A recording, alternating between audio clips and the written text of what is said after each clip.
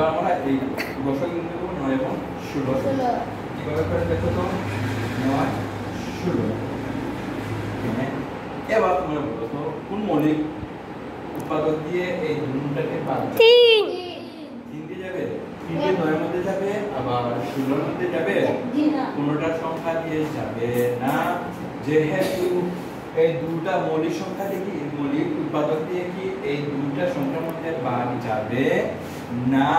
সেহেতু যখন এই মৌলিক উৎপাদক দিয়ে যদি এই দুইটা সংখ্যার মধ্যে বা তিনটা চারটা যাই থাকে না কেন এর মধ্যে বাদ যায় না হবে কি করতে হবে যদি বাদ না যায় তাহলে কি করতে হবে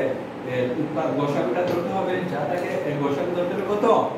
কত ধরতে হবে এক ধরতে হবে বুঝতে পারছো তোমরা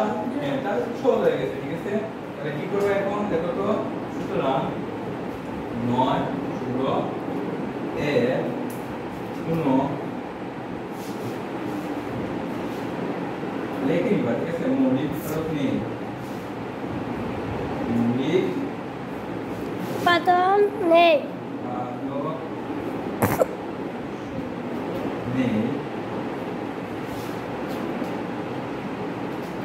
তাই 9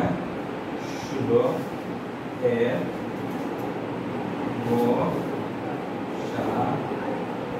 সমান কত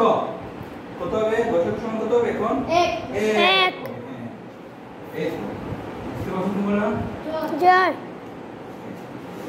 যখন কোনো মৌলিক উৎপাদক না থাকে ঠিক আছে তাহলে তখন কি হবে গসাগু কত হবে